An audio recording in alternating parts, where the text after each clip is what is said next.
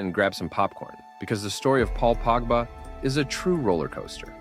A dazzling, frustrating, and ultimately captivating one.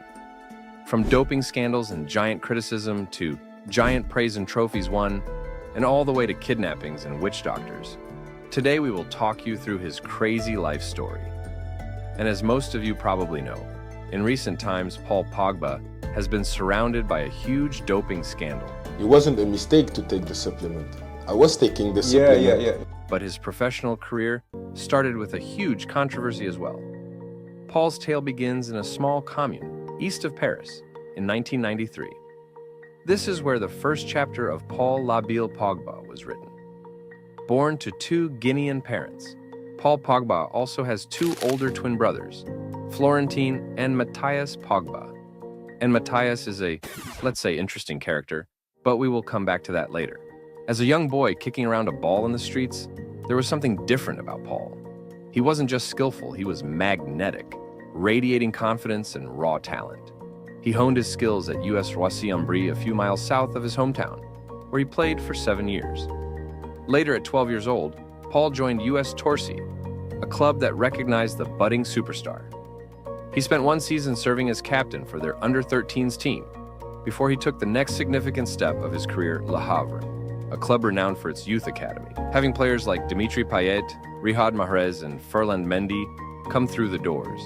And it was here that Pogba's talent truly began to blossom. In his second season at the club, Pogba captained its under-16 team to the final phase of its domestic league, finishing second to Lens in the final group phase, therefore finishing ahead of the likes of Lyon and PSG. Pogba also established himself as a youth international for his country this year, playing 17 games and scoring 1 goal for the French under-16s team. However, this is where the first controversy of his career appeared. Manchester United, always scouting for the next big thing, came calling, and on the 31st of July 2009, a 16-year-old Paul Pogba and Manchester United announced he was signing for the Red Devils Academy. But the move was not going to be official for a while, because this move angered his parent club, as they allegedly had a non-solicitation agreement with Pogba. The contract was agreed to by not only the player, but also his parents in 2006 when he joined the club. The agreement, which was in place until the end of the 2009-10 season, allowed Le Havre to sign Pogba to a youth contract once the player met specific age and scholarship requirements. Therefore, on the 1st of August, only a day later after Man United announced Pogba, Le Havre released an official statement on its website criticizing Manchester United and the Pogba family. Le Havre also announced its intent to ask FIFA to probe the situation. In response to Le Havre's accusations, Manchester United threatened to sue the club, while Pogba denied he was leaving Le Havre for monetary reasons, which Le Havre president Jean-Pierre Louvel had alleged to be £87,000 and a house. But on 7th October, Manchester United were cleared of wrongdoing by a judge appointed by FIFA, with a declaration that Pogba was not contractually linked to Le Havre. Le Havre felt betrayed, accusing United of poaching their prized asset. The transfer was acrimonious, but Pogba was now officially a Red Devil. He was immediately a force in the academy. His long strides ate up ground, his powerful shots echoed around the training ground, and his passes even then possessed a flair that set him apart. He possessed a unique blend of physical prowess and elegant technique, a midfield maestro in the making. However, breaking into Sir Alex Ferguson's established first team was a monumental challenge. The midfield was a fortress guarded by seasoned warriors like Paul Scholes, Michael Carrick, and Darren Fletcher. Pogba, despite his obvious talent, found himself mostly confined to the reserves, with few glimpses of his potential offered in the occasional cup game. But in Pogba's mind, this was not enough. He felt he had proven his ability in the academy and deserved more playing time in the first team with the big boys. He yearned for more, hungry for the spotlight, craving the chance to dictate the rhythm of a Premier League match. He watched, frustrated, as older and more experienced players took to the pitch. Each training session felt like an audition, a silent plea to the legendary manager to grant him his opportunity. After joining the club in 2009 and still lacking playing time with the first team, the 2011 to 2012 season arrived, bringing with it a growing sense of urgency for Pogba. He was now 18, on the cusp of adulthood, his talent undeniable. Yet, first-team opportunities remained scarce. The breaking point came in a League Cup match against Crystal Palace. United's midfield struggled, lacking dynamism and creativity. Pogba sat on the bench, itching to be unleashed. But Sir Alex opted instead to bring on Ji-sung Park, and eventually, the Red Devils lost 2-1. This felt like the ultimate snub. He felt unappreciated, his potential stifled, and the whispers of discontent grew louder. Other clubs, hearing the murmurs, began to circle, promising him the platform he desperately craved. Sir Alex Ferguson saw glimpses of greatness in Pogba, but he wanted to play, to dominate, to be Paul Pogba. And so, in 2012, frustrated by a lack of first-team chances, he took a gamble. He left Manchester United on a free transfer and landed in Turin, Italy, at Juventus. After the transfer was official, Sir Alex stated, "Well, disappointing, Paul Pogba, there's no question about that.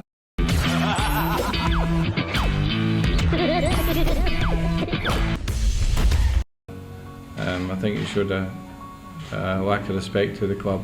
It's disappointing, that." But this was probably the smartest decision of Paul Pogba's whole career. As Pogba donned the iconic black and white stripes of Juve, he stepped into a world rich with history, passion, and an unwavering winning spirit. Under the stewardship of manager Antonio Conte, the club was navigating a glorious path in Serie A. And after the first 3 games of the Serie A sitting on the bench, Pogba quickly cemented his place in the starting 11, playing 27 league games in his first season, dazzling fans and critics alike with his spectacular dribbling, powerful physique, and an eye for goal that belied his youth. Legendary Italian footballer Andrea Pirlo, a man who made up 1/3 of the 3-man midfield that included Pogba during his time in Turin, recounts his first training session with the young phenom. He recalls having a giggle with club legend Gianluigi Buffon after their first session. "I will always remember the first day he trained at Juventus. He was only young, but we could see he was special. We were walking back to the dressing room after the session, and I clearly remember Gianluigi Buffon coming up to me laughing, and he just said, 'Did they really let him go for free?' His debut season was marked by a series of breathtaking performances. The once promising prospect blossomed into a key player for the Bianconeri. Tufts of furiously styled hair became a signature look, but it was his on-pitch exploits that captured the audience's imagination. He danced around defenders, threaded precise passes, and scored unforgettable goals, each more stunning than the last. So much that he won the prestigious Golden Boy Award in 2013 after finishing his first season at the Old Lady. With Pogba orchestrating the midfield, Juventus embarked on an extraordinary journey, churning out one title after another. They captured the Serie A crown in his first season, and with it, his legend began to etch itself into the annals of club history. The powerful shots, the calm under pressure, and the flair of his play brought hope to the fans and a sense of invincibility to the squad. As seasons passed, Pogba continued to elevate his game, his performances in the Champions League standing out among the rest, making it all the way to the final in the 2014-2015 season, where Juventus lost the final to Barcelona. During the campaign, the midfielder weaved through defenses with elegance, fully aware that every match was a stage. It was in these European encounters that he thrived the most, his talent shining brighter than the floodlights above. Opponents feared him. Fans adored him. The culmination of his Juventus saga arrived during the 2015 to 2016 season. He was given the prestigious number 10 shirt, previously worn by club legends like Alessandro Del Piero, Roberto Baggio, and Michel Platini. He played a pivotal role in securing yet another Serie A title, scoring 8 goals and finishing the league season as the top assist provider in Serie A with a personal record of 12 assists, in addition to a Coppa Italia triumph after beating AC Milan in the final. And by this time, Pogba had become one of the hottest properties in global football.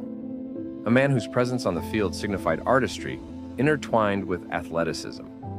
At Juventus, he won 4 consecutive Serie A titles, 2 Coppa Italia titles, and 2 Supercoppa Italiana titles, scoring 34 goals and assisting 32 goals in 178 games. He was named to the Serie A Team of the Year 3 times, and in 2015, named to the 10-man shortlist for the 2015 UEFA Best Player in Europe award. His star was rising stratospherically. He wasn't just good, he was now a global icon. It was now the summer of 2016, and the football world was abuzz with excitement. The transfer window was open, and clubs were scrambling to secure the services of the world's top talent. And Paul Pogba in particular was the subject of much speculation. The mercurial French midfielder who had lit up the Serie A with his breathtaking skills at Juventus. Pogba, just 23 years old at the time, had already established himself as one of the most dominant forces in European football. His impressive performances in Italy had caught the attention of top clubs across the continent. Rumors had been swirling for months about Pogba's potential departure from Juventus. The Italian giants had been trying to tie him down to a new contract, but it seemed the player's heart was set on a new adventure. The likes of Barcelona, Real Madrid, and Manchester City were all reportedly interested in signing him. But one club stood out as the clear frontrunner: Manchester United. Then, teammate at Juventus, Patrice Evra, recalled this moment and advised Paul Pogba not to go back to Man United and instead join Real Madrid. But the enormous price tag Juventus had put on Pogba was an issue, and Pogba's mind was set on proving everybody in England wrong. And on August 8th, 2016, the prodigal son returned. I'm back. Manchester United, now under Jose Mourinho, announced that they had agreed a staggering £89.3 million transfer fee with Juventus, shattering the world record that had been set just a few weeks earlier by Manchester City's signing of Kevin De Bruyne. It was a statement of intent, a declaration that United were back big time. His arrival was met with a fanfare befitting a king.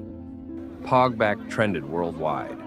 Jerseys bearing his name flew off the shelves, and expectations soared higher than the Manchester skyline. It seemed like the weight of the world rested on those broad shoulders. The early days offered glimpses of the magic to come, moments of breathtaking skill, laser-guided passes, and thunderous strikes. He formed a promising partnership with Zlatan Ibrahimovic, the veteran Swede lending a touch of steel and experience to United's attack. But in the league, United only finished at 6th place, and some criticism for Pogba started to appear. Man United legend Wayne Rooney even criticized Pogba for dancing in the dressing room with Jesse Lingard after a loss, which Pogba in 2024 gave his reply to. After a game that I lose, me coming to the dressing room, putting music, and Wayne Rooney, the legend of the club, sitting there and not saying nothing to us? Does he match? Do you think he match? Nobody in the club will come and say nothing to us dancing after we lose a game. But the Europa League trophy was lifted in 2017 after a goal from Pogba in the final sealed the win, and it felt like the first fruits of a bountiful harvest, and maybe he just needed some time to settle. But at Manchester United, he had problems finding his role in the team. He didn't have the role he had in a rock-solid Juventus. Under the coaches Allegri and Conte, Pogba had a special role in Juventus, fitted perfectly to his ability as an 8 on the left side of the midfield with a lot of freedom, but he did not have this luck at United. He got thrown all over the midfield, playing as a 6, 8 in a 2-man midfield or as a 10 sometimes, and this is what started his downfall. Patrice Evra once said he had a conversation with Pogba where he said that he was feeling lost in United, not knowing where to be on the field like he did at Juventus. Another season came and went, and Paul was not performing at his top level, with critics questioning his consistency, his commitment, and his leadership. The midfield maestro, hailed as the complete player, often looked like a shadow of his former self. The expectations, the price tag, the constant scrutiny, it all began to weigh him down. But in the 2018 World Cup, Paul Pogba really rose to the occasion and performed at a top level, where he was a decisive factor in France taking home the World Cup trophy, dictating the team with N'Golo Kanté as his midfield partner. This was a moment of pure triumph, where he displayed his leadership and quality on the grandest stage. The final against Croatia was a spectacle, a roller coaster of emotions. Croatia, the underdogs, fought valiantly. But France, led by Pogba, proved too strong. In the 59th minute, with the score 2-1, Pogba unleashed a left-footed curler from outside the box. It nestled into the back of the net, sending the French fans into raptures. The goal was a testament to his skill, his composure under pressure, and his unwavering belief in himself. The world saw the Paul Pogba that many believed he could consistently be, and the excitement for the next season was at an all-time high for United fans seeing the player Pogba could be for them. Managers came and went: Jose Mourinho, Ole Gunnar Solskjaer, Ralf Rangnick, each struggling to unlock the key to Pogba's potential. Mourinho, initially an admirer, publicly criticized his performances, their relationship souring into a tense and ultimately unworkable dynamic, even resulting in an argument between the two in training that went public, with pictures going viral from the training ground. And with Paul Pogba being a special and outspoken character, it did not help his public perception. His constant change of hairstyles and social media posts of dances became a talking point, even if he performed well. One of these biggest controversies was in 2018, a Manchester derby to be played between the Reds Manchester United and the Blues Manchester City. Paul Pogba entered the pitch with a blue stripe zigzagging through his hair. The internet erupted. Unprofessional. Focus on the game. The dye wasn't just a fashion statement, it was a perceived symbol of everything wrong with the Frenchman. He was flamboyant, they said, more interested in Instagram likes than winning trophies. The narrative had begun. Man United legend Gary Neville spoke after the game, saying, "He's got a big job to do, Paul Pogba, and that is to prove to Manchester United, to the coach, to the fans, that he's serious about his football. But Pogba doesn't work like that. He always wants attention." Now it felt like a constant barrage. Every new hairstyle, the blonde streaks, the red devil etched into the side of his head, the intricate designs, became a talking point, overshadowing his actual performances. Every celebratory dance was dissected, scrutinized, and presented as further proof of his alleged vanity. He should be practicing his tackling, not TikTok dances, one bellowed from the television screen. Worth to mention, during the 2018/2019 season, Pogba had his most productive season in his career so far, scoring 16 goals and providing 11 assists in all competitions. During the summer of 2019, Pogba hinted that his time at the club was coming to an end, as he said, it could be a good time to have a new challenge somewhere else, with Real Madrid and Juventus being linked to the player. Despite the speculation of Pogba leaving, he participated in United's preseason. And towards the end of July, Manchester United rejected a £27.6 million plus James Rodriguez offer from Real Madrid for Paul Pogba, as they felt the offer fell way below their evaluation of the player. Injuries plagued his later years, from 2019 to 2022, further disrupting his rhythm and fueling the narratives of wasted potential and inconsistency when stepping on the pitch.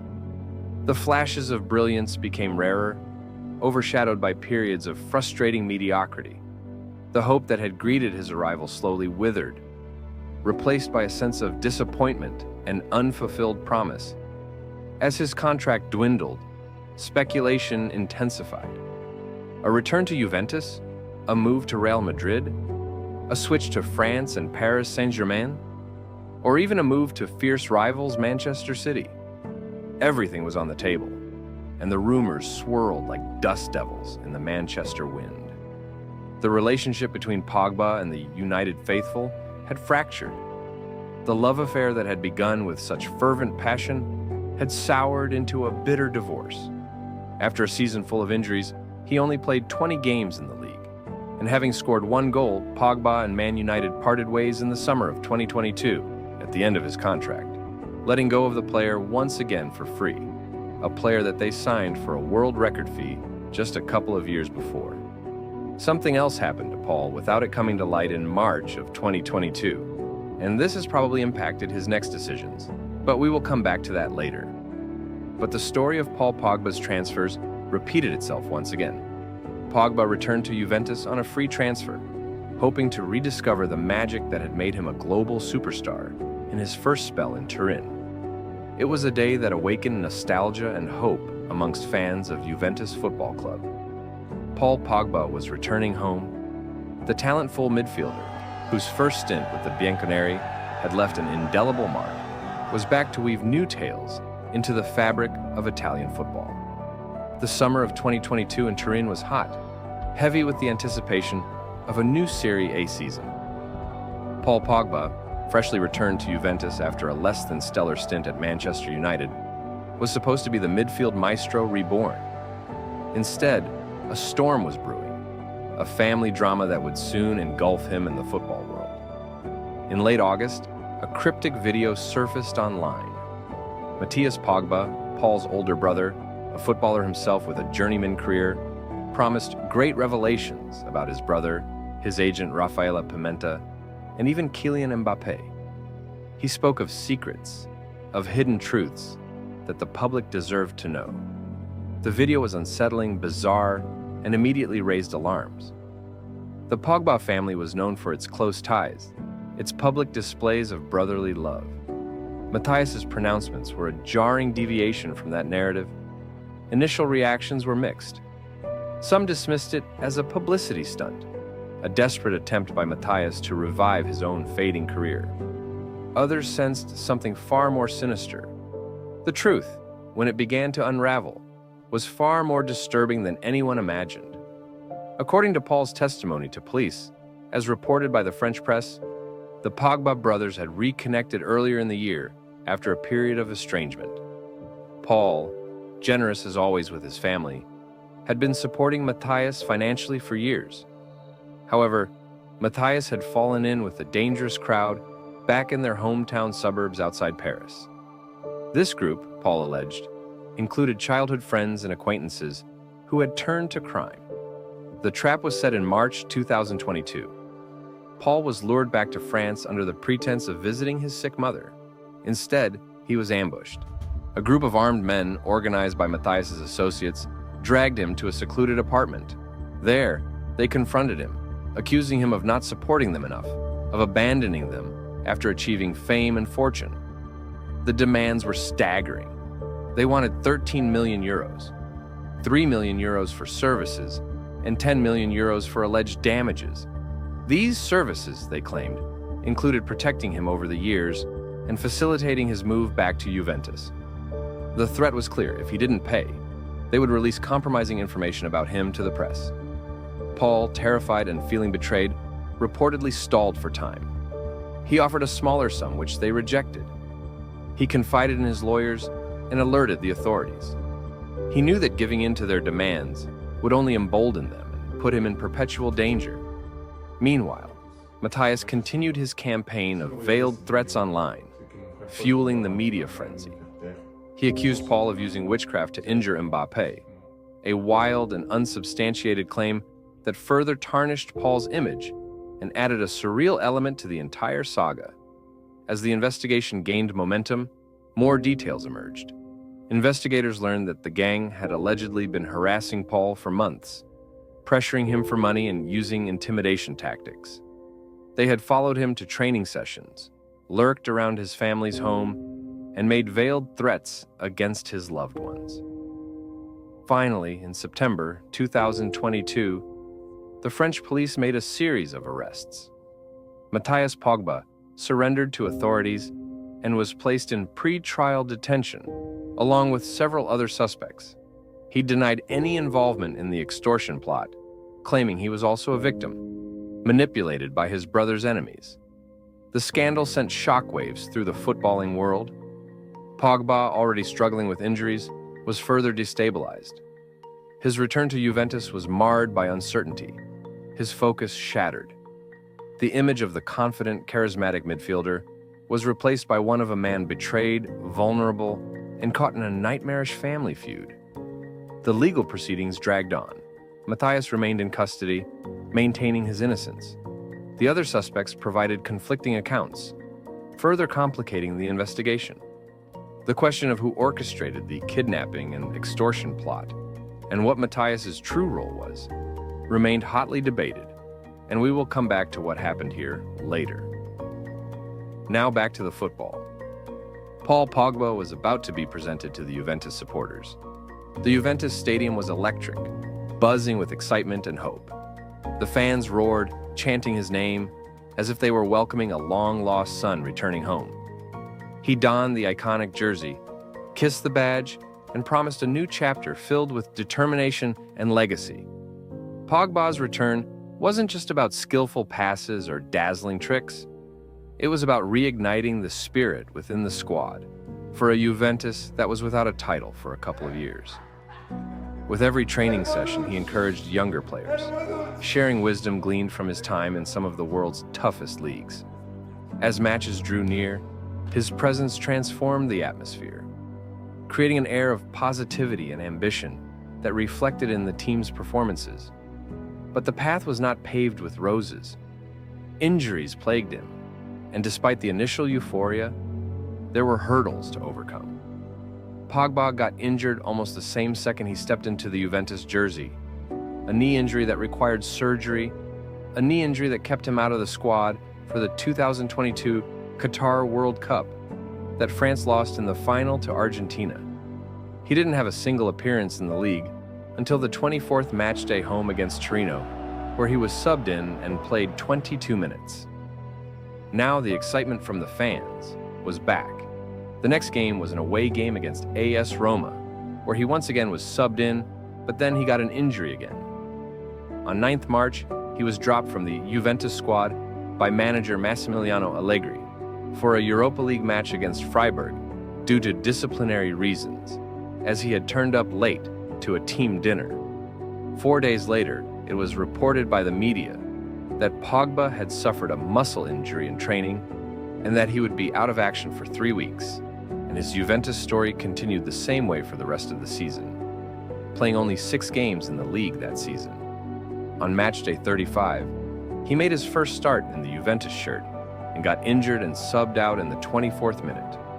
The excitement of the transfer had now been switched out for anger at the management for signing such an injury-prone player as the highest-paid player at Juventus.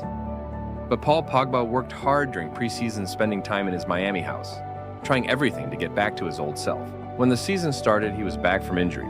He started the first league game from the bench and was subbed in the next 2 games. But this is when his career took a giant turn.